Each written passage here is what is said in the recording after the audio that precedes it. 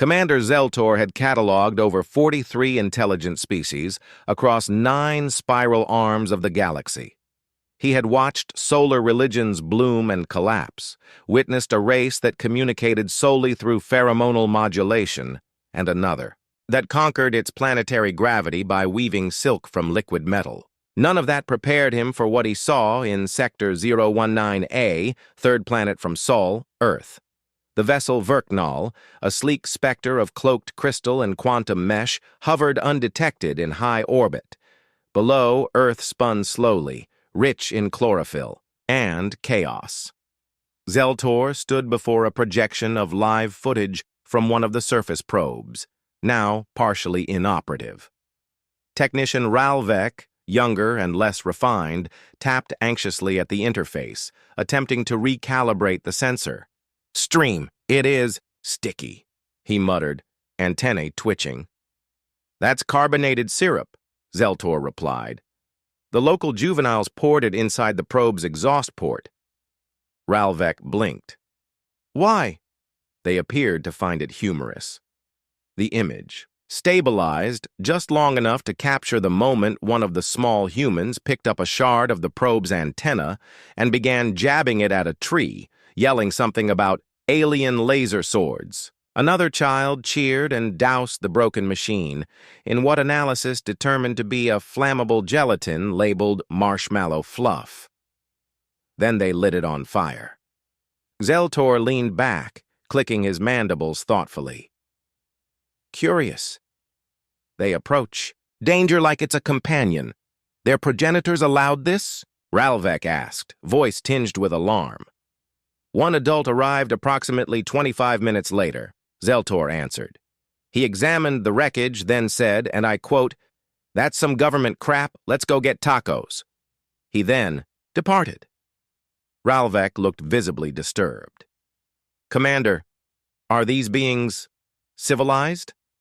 Xel'tor opened a secondary feed, displaying an urban structure made of glass, steel, and pulsating advertisements. Ground-level humans dodged between death machines on wheels with the grace of prey animals born on a lava world. One of them wore a sandwich board reading, "Ask me about Quantum Jesus." Another ran directly into traffic while filming themselves on a handheld device. "I no longer think civilized applies," Xel'tor said softly. "But they are something." Ralvek shifted uneasily. "What does Central Command expect of us here?" "Observe. Document. Do not interfere." Xel'tor narrowed his compound eyes. "But if they ask for help, run." The screen flickered again.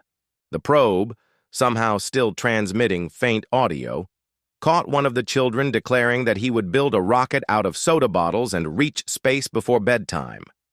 A moment later, there was a bang, a flash, and the feed cut out entirely. Ralvek stood frozen. "Was that combustion?" "Indeed," Xel'tor nodded. "They ignite things casually. For amusement." Ralvek whispered, "Commander, these are hatchlings." Xel'tor didn't reply. He was already accessing planetary archives. Earth's network was poorly defended, riddled with redundant protocols and open back doors. He pulled from their video libraries, focusing on cultural expressions involving violence, risk, and technology.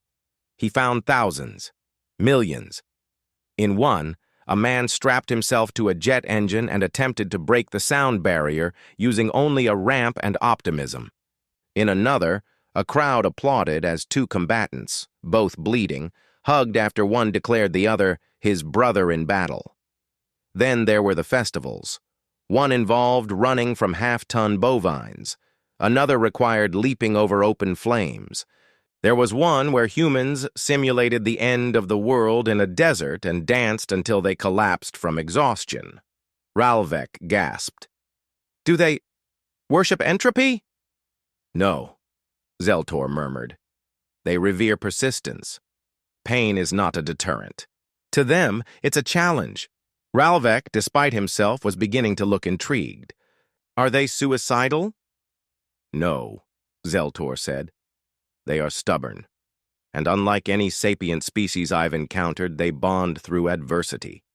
The more they suffer together, the more they trust. A silence fell over the bridge, broken only by the quiet hum of the ship's core. Then, with an almost reverent motion, Xel'tor opened a new log entry to the Galactic High Council. He began to dictate. Report Entry 001, Human Contact, Preliminary Summary.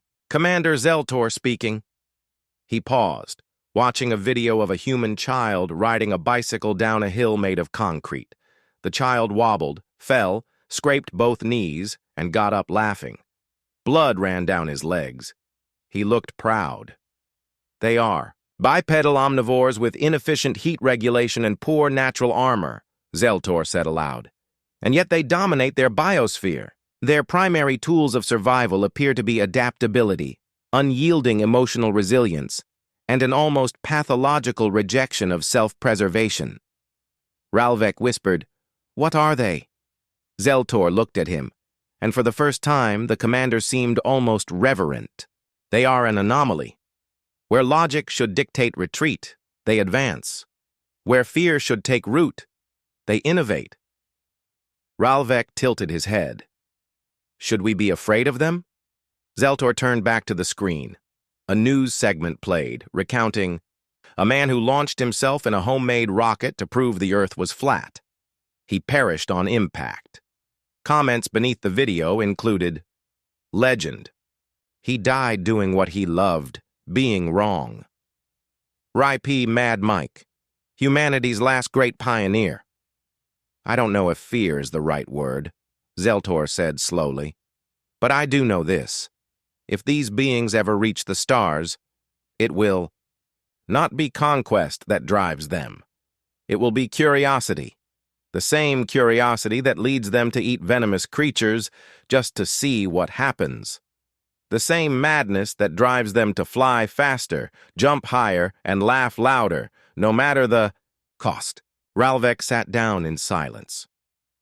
Below, the humans danced in a field as fireworks lit the night sky.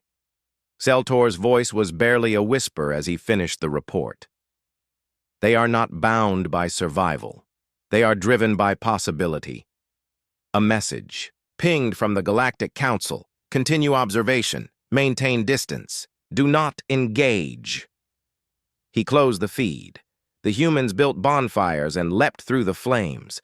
Xel'tor stared as the night pulsed with laughter, smoke, and light.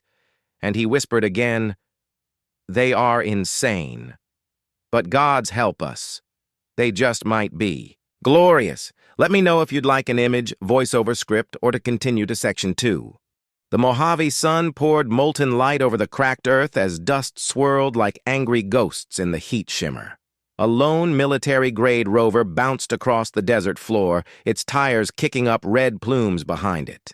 Inside, the air was thick with sweat, adrenaline, and the kind of humor only people who had seen too much could appreciate. Staff Sergeant Cole Ramirez sat in the front passenger seat, one arm slung casually out the window, the other clutching, a rifle as though it were an extension of his own stubborn heart. His smile was crooked, mostly because he'd broken his jaw in 2 places the year before and refused surgery. "Still choose fine," he'd said. Behind the wheel, Lieutenant Greg Taylor adjusted his sunglasses and watched the road, or lack of it, like he was tracing the lines of a philosophy text. Calm, careful, always calculating. He wasn't smiling. The back, Private Daniel Knox, known universally as Boomer, tapped his boot against a crate of explosives while humming a cheerful tune. He'd tattooed a smiley face onto his left hand, which he now used to mimic sock puppet commentary. "Boomer doesn't like quiet," he chirped in a sing-song falsetto. "Boomer thinks quiet means bad things are gonna blow up." Taylor didn't. "Turn around." "Things always blow up around you." "Exactly." Boomer grinned. Ramirez glanced at the GPS. "We're 2 clicks out. Eyes up. This is the last known location of that satellite anomaly." Taylor grunted. "You mean the thing?" that fell from the sky, vanished from every civilian camera, and made NORAD go dark for 3 minutes? Yep, Ramirez said. That thing. Unbeknownst to the team, Xel'tor watched them from orbit, adjusting the magnification on his deep focus lens. The Galactic Council had forbidden ground interaction, but the commander needed answers. And these humans, these three, they were unlike any others he had observed. The rover skidded to a halt beside a dry canyon wall where strange burn patterns marred the rock. Taylor stepped out first, scanning with his sidearm drawn. Ramirez followed, stretching his back with a satisfied grunt. Boomer jumped out last, immediately unstrapping the crate. Please tell me we get to blow something up today. I brought the good stuff, shaped charges, extra spicy. No boom until we confirm it's not another weather satellite, Taylor said, already kneeling beside a melted fragment embedded in the soil. He brushed it gently, frowning. This isn't American, not Chinese. Doesn't even look man-made. Ramirez crouched next to him. Organic alloy? That even a thing? Boomer whispered. Alien. Taylor gave him a dry look. This isn't a movie. No, but it's getting good, Boomer said, cradling his detonator like a child with a teddy bear. Above, Xel'tor zoomed in. He could feel it again, that strange tickle of something illogical, like watching lightning strike in. Rhythm. These weren't frightened scouts. They weren't soldiers on edge. They were men accustomed to danger, who welcomed it like a drinking buddy. Ramirez, with his irreverent smile, scanned the horizon without a trace of caution. Taylor's fingers moved with surgeon-like precision as he tested the alloy. And Boomer was vibrating with joy. I'm getting traces of triphasic ionization, Taylor muttered, waving a handheld scanner. That shouldn't be possible. You're welcome, Boomer said, tapping the crate. That wasn't a thank. You? Ramirez's radio crackled. Base to Hammer 3, sitrep. He pressed the mic. 3 here. Found some scorched ground, a weird rock, and Boomer hasn't blown us up yet. Copy that. You've got 20 to pull recon and get back. Eyes on the sky. Radar's picking up anomalies. Boomer nodded to himself. Definitely aliens. Stop saying that, Taylor snapped. Why? You think we're alone? Boomer asked, tilting his head. That's the crazy part, man. Not that they're here, but that they haven't already left us behind. Xel'tor felt something tighten in his chest cavity, an unfamiliar ache. These humans were speaking of the impossible as casually as breathing. He hadn't seen fear in them, only readiness. A sudden gust blew sand into the air. Ramirez stood quickly, rifle raised. Movement! Taylor flanked left, eyes narrowed. Boomer squatted down and popped the case. Okay, let's just prepare, in case it wants to play tag with lasers. But what emerged from the canyon wall wasn't an enemy. It was an echo, a shimmering distortion of the crashed probe's containment field, now sputtering and unstable. A final pulse of alien energy surged outward in a concentric ring. Taylor shouted, EMP, get down! The pulse washed over them. Xel'tor's feed went dark for 2 seconds. When it returned, the scene was smoke and confusion. The rover was fried. Their comms were dead. The men were coughing in the dust, but alive and laughing. Boomer coughed, then chuckled.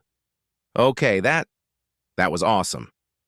Rover's toast, Taylor said, shielding his eyes. No way we call for evac now. You okay? Ramirez asked. Taylor nodded. What about you? Good, Ramirez replied. Probably got irradiated, though. Boomer held up a Geiger counter, which was sparking. Just a little. Instead of retreat, the three regrouped. Ramirez began scanning the crash fragments again, while Boomer plotted detonation points, just in case. Taylor scribbled notes with a stub of graphite on the back of a canteen. Xel'tor couldn't look away. He activated his voice recorder. Report entry 002, subject focus, frontline human operatives. Despite direct exposure to unknown alien tech, And electromagnetic pulse, none have retreated. Their humor persists. Their alertness is unbroken. They treat near-death experiences as tactical opportunities. Or, worse, entertainment. Ralvek's voice chimed in over the comm. Commander, are you still monitoring them? I am. This exceeds mission parameters. They are exceeding biological expectations. Back on Earth, Taylor knelt. Beside the original impact zone, frowning at a series of oddly shaped impressions in the soil, remnants of the probe's stabilizer fins. He touched them lightly, then froze. These weren't made by us, he said quietly, and they're not natural. There's symmetry here. Purpose. Boomer whistled. Called it. Ramirez looked up at the sky, the sunlight catching the scars across his brow. Then the question is, do they know we're watching? A pause hung between them. Xel'tor, in orbit, blinked. Ramirez smirked. Because if I was an alien, I'd be watching us, and I'd probably be real damn confused. Taylor's lips curved ever so slightly. You'd be terrified, Boomer cracked his knuckles, or impressed. The wind shifted. From deep space, Xel'tor shut off the mic. He had enough data for one conclusion. They weren't reckless fools. They were prepared. They knew the world could end without warning, and still laughed. They knew death could wait behind, every corner, and still went forward. They were men bred in chaos, shaped by heat and pressure and endless contradiction. And if the universe ever pushed them too far, they'd push back harder. He closed the log. They're not just insane, Xel'tor said aloud. They're inevitably dangerous. And he had a growing suspicion they hadn't even started yet. The night settled like a thick velvet shroud over the Mojave, all shadows and silence broken only by the occasional mechanical sigh of cooling metal. A makeshift campfire crackled near the fried remains of the rover, casting long orange limbs across scattered debris and three weary but animated silhouettes. The humans had survived the blast, improvised shelter, and now sat on folding crates sipping instant coffee brewed over a bent titanium plate. Staff Sergeant Ramirez grunted with satisfaction as he took a long pull from his battered thermos. Tastes like scorched battery acid. Private Boomer raised his cup in salute. Just how I like it. Lieutenant Taylor sat with his back against a rock, legs outstretched, a half-finished sketch of the alien debris scrawled in charcoal on a metal canister. He wasn't drinking, he was thinking. Xel'tor watched from orbit, now completely abandoning pretense. The cloaking field remained active, but the commander had begun tracking their heart rates, micro-expressions, and even brainwave fluctuations through filtered atmospheric scans. Their emotional responses were not erratic. They were highly calibrated, like musicians of madness playing in perfect time. These men have faced the unknown, survived, and found comfort not in victory, but in each other, Xel'tor dictated. Their bond is not tribal or hierarchical. It is experiential, a fellowship of fire. Boomer was telling a story. Animated hands, sound effects. Taylor rolled his eyes, and Ramirez shook with muffled laughter. So I told the guy, that's not a warhead, that's my lunchbox. And then, bam, the whole side of the hangar blew out. Guess who still got his sandwich? Ramirez wiped, a tear from his eye. You're the reason our hazard pay is triple the national average. Taylor spoke without looking up. And the reason half our unit doesn't have eyebrows, Boomer grinned. Small price for innovation. The laughter faded, replaced by that special kind of quiet that follows shared danger. Taylor finally broke it. You ever think about what we are? Ramirez squinted at him. You mean like spiritually? Existentially? No. Taylor folded the sketch and tucked it into his boot. I mean as a species. We survived ice ages, plagues, nuclear, brinkmanship, and whatever the hell happened in the 70s. We poison ourselves for flavor, willingly fly through hurricanes for science, and test our own limits until something breaks. Then we rebuild stronger. Boomer nodded, suddenly serious. Yeah, and we name bombs after flowers. That's gotta confuse someone out there. Xel'tor paused the recording. These were not unthinking brutes. They were aware, fully and terrifyingly aware, of their insanity. They embraced it, refined it, and turned it into culture. It was not madness from ignorance. It was a conscious defiance of entropy. Ralvek's voice crackled through the calm. Commander, the Council has escalated. You're instructed to cease all passive scans and prepare for withdrawal. There's concern Earth may detect interference. I am aware. You're ignoring them. I am. There was a pause. You believe they're worth the risk. They already are the risk. Below, Taylor rose and stretched, walking toward the edge of the canyon where the alien alloy still hummed faintly under the soil. His silhouette was sharp against the stars. I've read every theory, he said aloud. About first contact, the galactic zoo hypothesis, the dark forest theory. But the truth is simpler, isn't it? Ramirez looked up. What truth? If someone's out there, they're watching us like we watch wild animals. Curious, afraid, fascinated. But they don't understand us. Not really. Boomer joined him. What's not to understand? We're lovable. Ramirez laughed. Speak for yourself. No. Taylor continued, his voice lower now. They think we're reckless, dangerous, unstable. But that's only half true. Xel'tor leaned closer to the console, heartbeats steady in his receptors. We're not unstable, Taylor said. We're just not afraid of breaking things in order to understand them. And we've always been like that. Since fire. Since spears. Since the first lunatic strapped himself to a kite and called it flight. Ramirez rubbed his temples. You're doing the philosopher thing again. It's how I cope, Taylor said simply. Boomer pulled a candy bar from his pocket and offered it to no one in particular. Sugar helps me. Ramirez took it. Thanks. Taylor turned back to the fire. We don't survive by being cautious. We survive by evolving faster than we can kill ourselves. That's what we are. Pain and progress in equal measure. Xel'tor switched on his personal log. Lieutenant Taylor, he said softly, appears to grasp a fundamental truth no other species has voiced. Humanity's resilience is not derived from strength or intelligence, but from willful self-transformation, often through trial by trauma.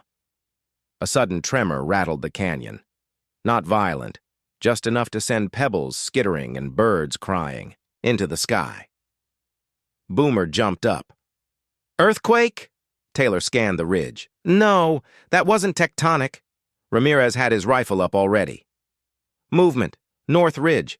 In orbit, Xel'tor's ship detected a secondary pulse, unstable energy, from the buried probe, reacting to prolonged human proximity. The alloy was waking up, reactivating, possibly defensive. The men began to move. Boomer ran toward the gear, slapping detonation charges into place. In case it's alive, I'm setting up a surprise. Do not arm those yet, Taylor barked. Ramirez scanned the ridge through his scope. We've got light. Blue shimmer. Something's pulsing. Ralvek's voice was back, sharper. Commander, containment protocols are about to trigger. If they don't back off, the probe may react violently. Xel'tor's hands hovered over the interface. Every instinct told him to retreat, report, obey. But these men didn't obey instinct. They challenged it. On Earth, Taylor stood before. The shimmer, arms raised slowly. If this thing is a machine, it may respond to logic, he said. If it's a being, it might respond to intention. Boomer muttered, let's hope it doesn't respond to panic. The shimmer thickened. A visible shape began to emerge. A suspended lattice of energy and form, half metal, half thought. A memory of motion.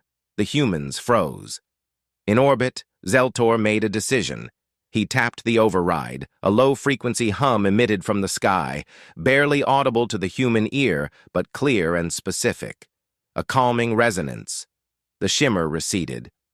The form pulsed once, then disintegrated, particles scattering like dandelion seeds in the wind.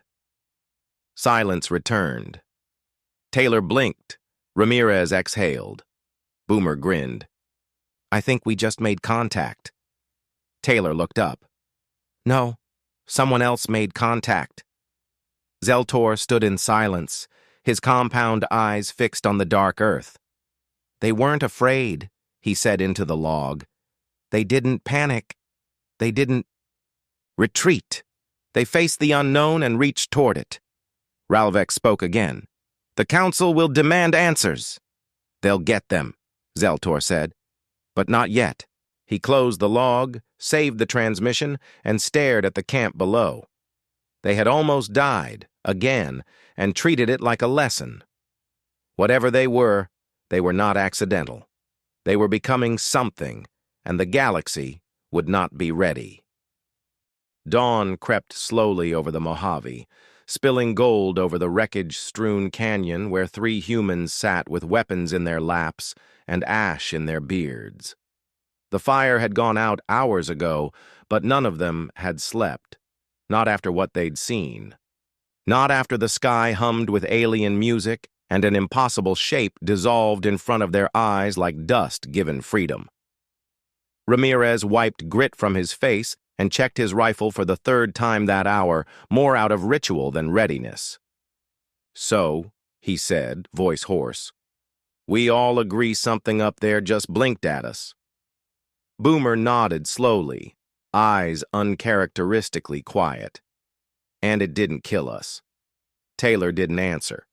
He sat at the edge of the ridge, boots dangling, staring at the sky like it might answer back. His fingers tapped the side of his temple, lost in an internal rhythm.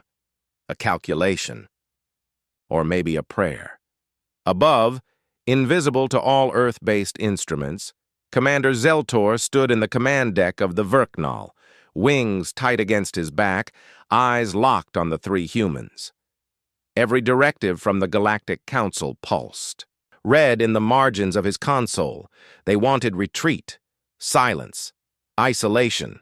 He had already disobeyed, and now it was too late to undo what had been set in motion. Ralvek stormed into the chamber, antennae angled in accusation. "You stabilized the field for them. You revealed our presence." "I calibrated a safety resonance," Xel'tor replied, not taking his eyes off the monitor. "You interfered. I communicated." Ralvek paced. "Do you understand what happens now? They'll question. They'll investigate. The humans will not stop at one anomaly. They will dig until they find the stars." "They were always going to," Xel'tor said softly. "The question was whether we would meet them there or hide." Down below, Taylor stood. He walked away from the others, climbing a short ridge, until the desert stretched out beneath him in all directions, limitless, burnt, beautiful. "I know you're watching," he said into the open air. Ramirez looked up. "You talking to me?" "No, not you." Boomer frowned. "You okay, LT?" Taylor turned, expression distant. "They've been here. Not long, not loud, but present. Last night proved it. That shimmer, what we felt, it was an invitation." Ramirez blinked. "To what? To think bigger?" Boomer raised a brow. "Bigger than blowing things up?" Taylor smiled faintly. "A different kind of detonation." Xel'tor felt something shift within himself. An old, crusted idea falling away like brittle skin. He had studied species that lived 10,000 years under ice, beings that spoke through quantum tunneling and built cities in vacuum, and yet none of them had shown what these 3 men had in a single night, the unshakable certainty that survival wasn't enough. They needed meaning, even in chaos, especially in chaos. Back on Earth, Ramirez turned his gaze toward the rising sun, thoughtful. "You think they'll talk to us again?" Taylor shrugged. "Would you?" Boomer stood and stretched. "I'd be curious. We're the weirdest thing on this planet." Ramirez chuckled. "On any planet." A sharp pulse crackled through Taylor's. Radio.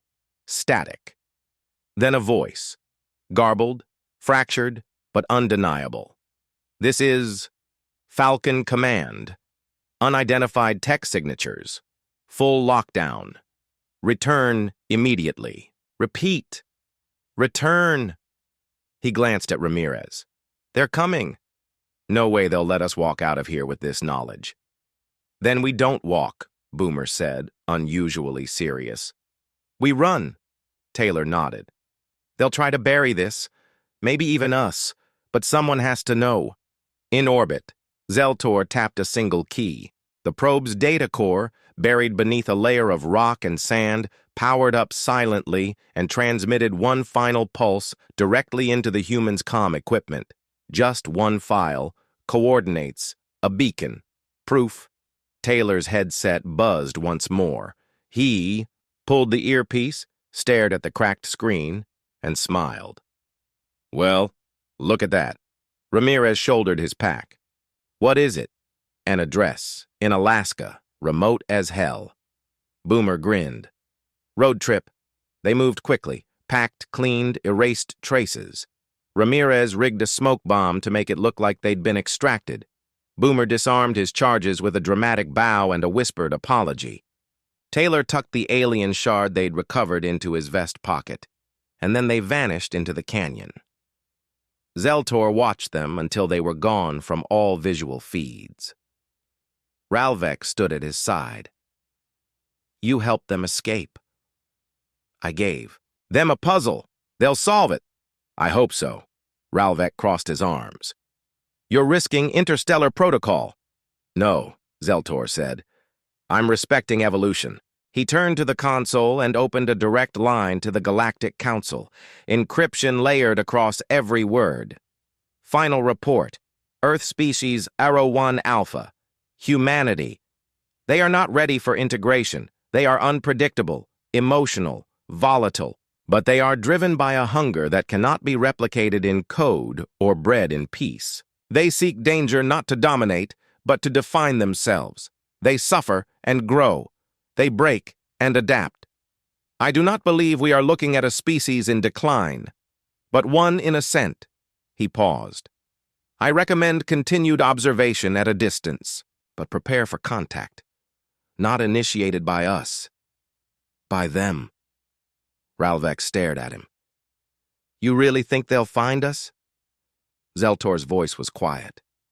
No, I think they already have. And far below, in a convoy of stolen gear and stolen time, 3 men drove toward the edge of the known world, laughing like maniacs into the rising light, knowing something now, carrying a truth that burned hotter than any weapon. We are not alone, and we're not afraid. Not anymore.